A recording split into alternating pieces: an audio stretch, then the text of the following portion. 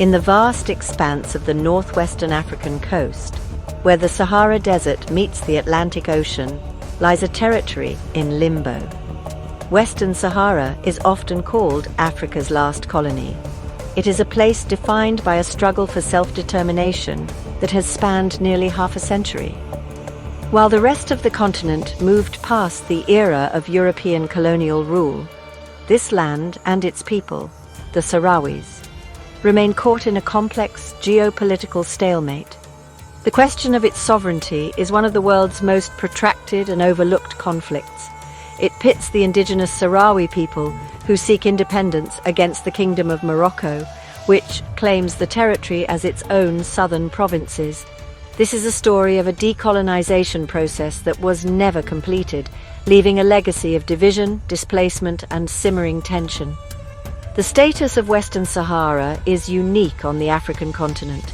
The United Nations lists it as a non-self-governing territory, a designation reserved for places that have not yet attained a full measure of self-government. Since Spain, the former colonial power, withdrew in 1975, no sovereign state's claim over the region has been recognized by the international community as a whole. This has created a legal and political vacuum. The conflict has drawn in neighboring countries, global powers, and international bodies, each with its own interests and perspectives. For the Sahrawi people, this has meant a generation born and raised in refugee camps, waiting for a promised vote on their future that has never materialized. Their story is a powerful reminder of the unfinished business of history. The core of the dispute is deceptively simple, yet profoundly difficult to resolve. Who has the right to decide the future of Western Sahara? Morocco bases its claim on historical ties to the territory, arguing that it was part of the Moroccan kingdom before the arrival of Spanish colonizers in the late 19th century. On the other side, the Polisario Front, the Sahrawi liberation movement, insists on the principle of self-determination. They argue that the people of Western Sahara, like all formerly colonized peoples, have an inalienable right to choose their own destiny through a free and fair referendum. This fundamental disagreement has locked the two sides in a political and, at times, military confrontation for decades. This long-running conflict is more than just a territorial dispute. It is a human story of profound consequence. It is about families separated by a heavily fortified sand wall, a generation of youth who have known only life in exile, and the erosion of hope as diplomatic efforts repeatedly stall. The situation raises critical questions about international law, the responsibility of the United Nations, and the very meaning of statehood and sovereignty in the 21st century. As we look at the world today, on this day, June 10, 2025, the unresolved status of Western Sahara serves as a stark and persistent emblem of a promise unfulfilled, a people's quest for a homeland, and a conflict that continues to challenge the conscience of the international community. Long before European powers drew lines on the map of Africa, the land now known as Western Sahara was home to a resilient and nomadic people. The Sahrawis, whose name means people of the desert, are a blend of Arab and Amazigh or Berber heritage. Their society was traditionally organized into a complex system of tribes and sub-tribes, each with its own territory for grazing and access to precious water sources. These tribes were not confined by fixed borders, but moved with their herds of camels, goats, and sheep across the arid landscape. Their culture was intricately woven into the rhythms of the desert, a life that demanded cooperation, deep knowledge of the environment, and a strong sense of collective identity forged in the face of harsh conditions. Their social structure was deeply influenced by both their nomadic lifestyle and their adherence to Islam. The faith was a unifying force shaping their laws, customs, and daily routines. Scholars and religious leaders held positions of great respect within the community. While tribal allegiances were paramount, a shared language, Hassaniya Arabic, and a common cultural framework connected the various groups across the vast desert expanse. Theirs was a fiercely independent society. It valued freedom and was historically resistant to outside control, whether from neighboring sultanates or distant empires. This spirit of independence would prove to be a defining characteristic of the Sahrawi people in the centuries to come. Life in the pre-colonial era was a constant negotiation with the elements. The search for water and pastureland dictated the seasonal migrations of the tribes. Trade was also a vital part of their economy. Camel caravans traversed the Sahara, connecting North Africa with the regions to the south, and the Sahrawis played a crucial role as guides and traders along these ancient routes. They traded salt, livestock, and other goods, creating networks that stretched for thousands of kilometers. This engagement with the wider world did not diminish their distinct identity. Rather, it reinforced their role as masters of their desert domain, a people whose survival and prosperity depended on their mobility and adaptability. This traditional way of life, however, was on the cusp of a dramatic and irreversible change. In the late 19th century, the scramble for Africa brought European powers to the continent's shores, eager to claim territory and resources. Spain, looking to establish a foothold in the region, set its sights on the coastline of Western Sahara. The arrival of the Spanish would mark the beginning of a new chapter for the Sahrawi people. It was a chapter that would challenge their nomadic traditions, disrupt their social structures, and ultimately sow the seeds of a modern nationalist movement fighting to preserve an identity that was centuries in the making. The formal beginning of Spanish colonization in Western Sahara occurred in 1884 at the Berlin Conference, where European powers carved up the African continent among themselves. Spain laid claim to a coastal strip, initially for its fishing grounds and as a strategic outpost. For decades, Spanish control was largely confined to a few coastal settlements like Dakhla and Layun. The vast interior remained the domain of the Sahrawi tribes, who continued their nomadic existence and often fiercely resisted any attempts at Spanish encroachment. These early uprisings, though localized and often unsuccessful, were the first expressions of a collective opposition to foreign rule. They were a defense of a way of life that was fundamentally at odds with the European concept of fixed borders and centralized administration. It was not until the mid-20th century that Spain began to assert more comprehensive control over the territory, a process driven by the discovery of vast phosphate deposits at Bucra in 1947. This economic incentive transformed Spain's colonial project from a marginal enterprise into a valuable asset. The Spanish authorities started to sedentarize parts of the Sahrawi population, encouraging them to settle in the growing coastal towns to work in the mines and administration. This policy profoundly disrupted the traditional nomadic economy and social fabric. It also inadvertently created new urban centers where Sahrawis from different tribes began to interact more frequently, fostering a shared sense of grievance and a dawning modern political consciousness that transcended old tribal lines. The global tide of decolonization in the 1960s had a powerful impact on the Sahrawi people. They watched as other African nations gained their independence, and the call for self-determination began to resonate deeply within their own society. A new generation of educated Sahrawis, exposed to nationalist ideas, began to organize. Early political movements emerged, demanding an end to Spanish rule. These groups initially pursued peaceful means, petitioning the United Nations and the Spanish government. However, their calls for autonomy and independence were met with repression from the colonial authorities, who were reluctant to relinquish control over the territory's valuable phosphate wealth. This repression fueled a more radical form of nationalism. In 1973, a group of young Sahrawi students and activists, frustrated with the lack of progress, formed the Polisario Front, Frente Popular para la Liberación de Saguia, El Hamra y Río de Oro. Their goal was clear: to achieve independence for Western Sahara through armed struggle if necessary. The formation of the Polisario marked a pivotal moment. It signified the transformation of disparate anti-colonial sentiments into an organized and effective liberation movement. Sahrawi identity, once defined by tribe and tradition, was now also defined by a shared political aspiration for a sovereign nation-state, setting the stage for the conflict that would erupt upon Spain's departure. By the early 1970s, Spain's position as a colonial power in Africa was becoming untenable.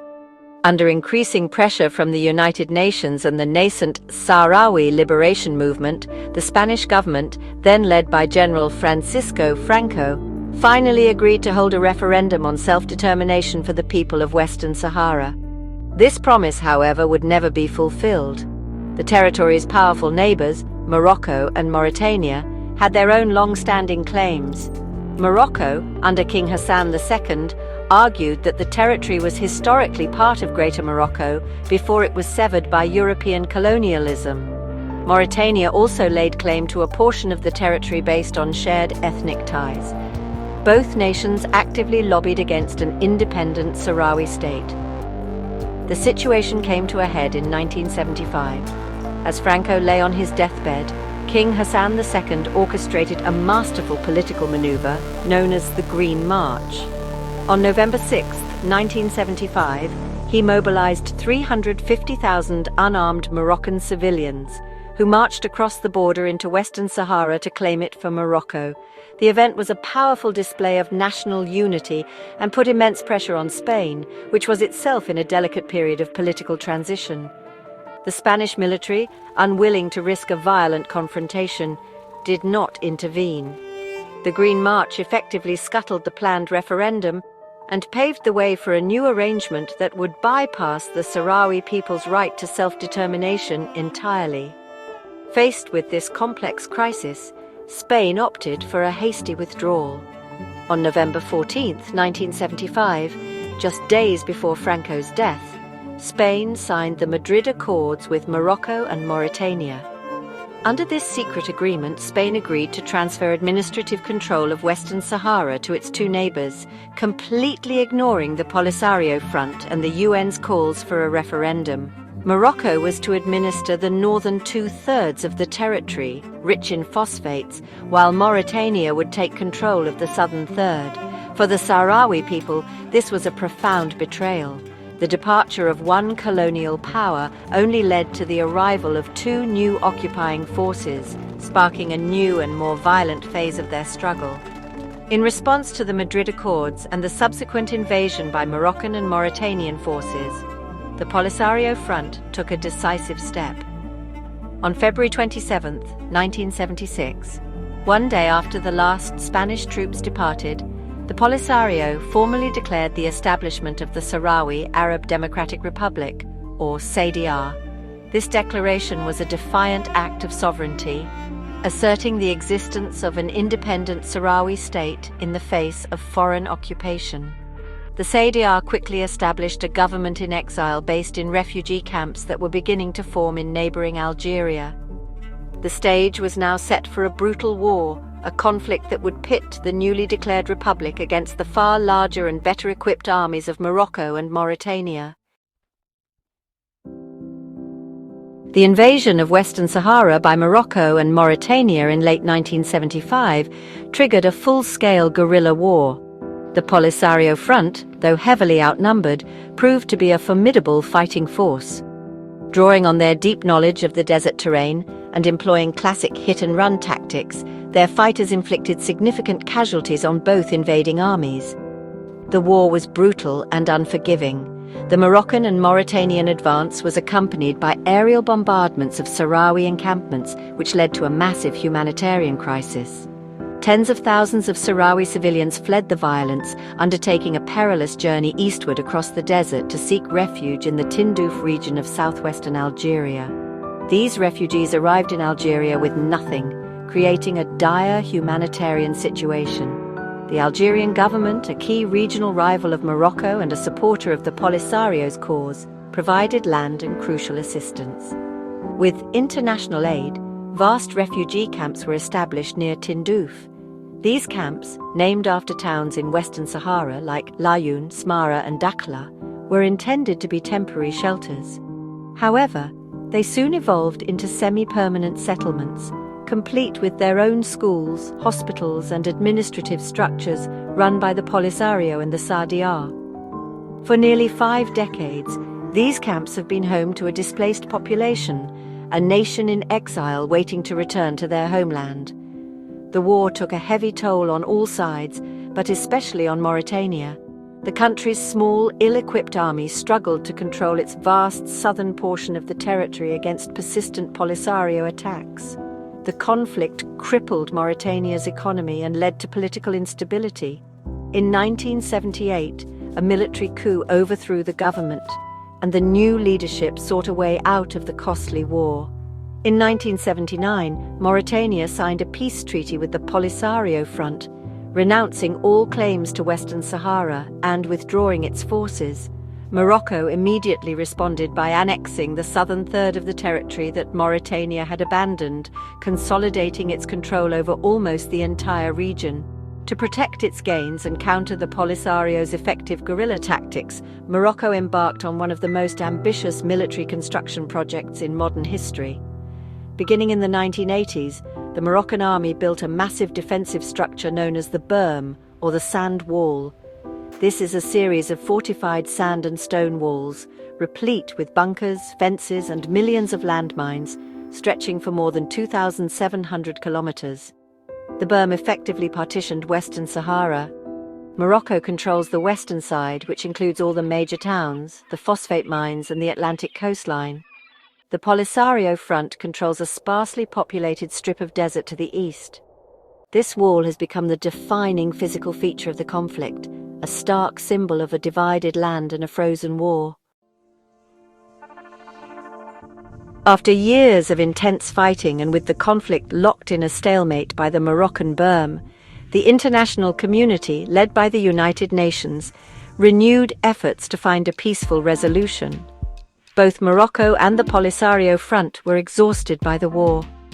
In 1988, they accepted a settlement proposal drafted by the UN and the Organization of African Unity.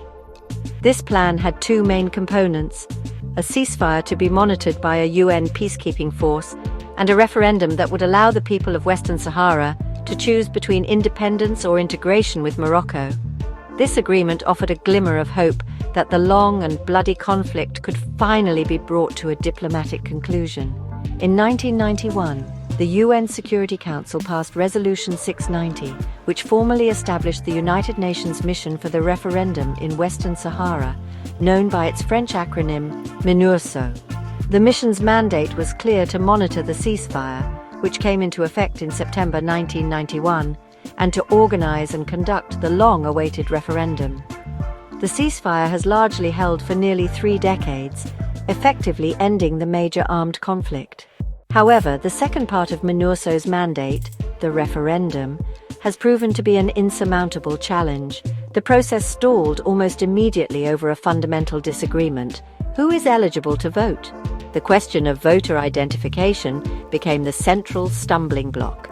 Morocco insisted that the voter rolls should include thousands of people of Sahrawi descent who were living in Morocco proper, arguing they were part of the territory's tribes and had fled Spanish colonialism. The Polisario Front vehemently rejected this, contending that it was a Moroccan tactic to stack the vote with an artificially inflated pro-integration electorate. They argued that the electorate should be based primarily on the 1974 Spanish census of the territory's residents and their direct descendants. Years of work by MINURSO to identify and verify eligible voters failed to produce a list that was acceptable to both parties, and the referendum was postponed indefinitely.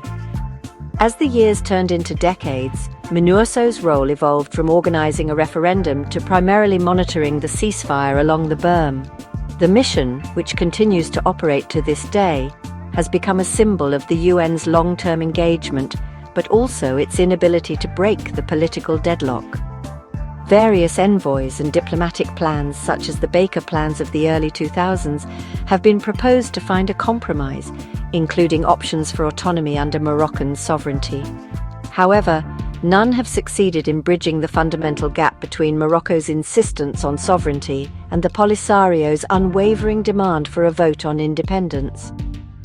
The promise of 1991 remains unfulfilled, leaving the conflict frozen in a state of no war, no peace.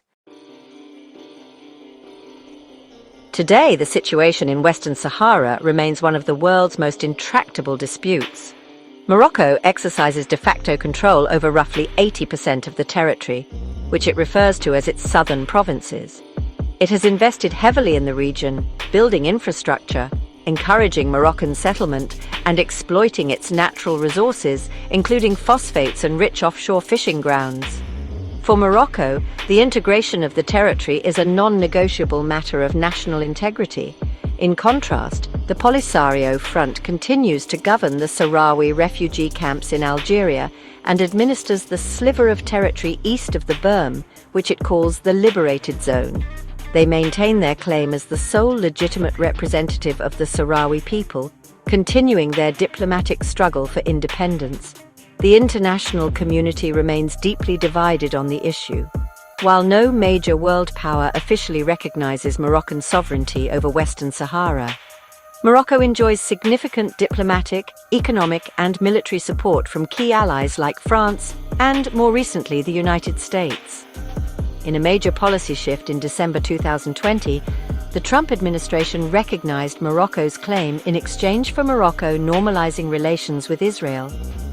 Conversely, the Polisario Front and the SADR are supported by Algeria and a number of other nations, particularly in Africa and Latin America, who champion the principle of self-determination.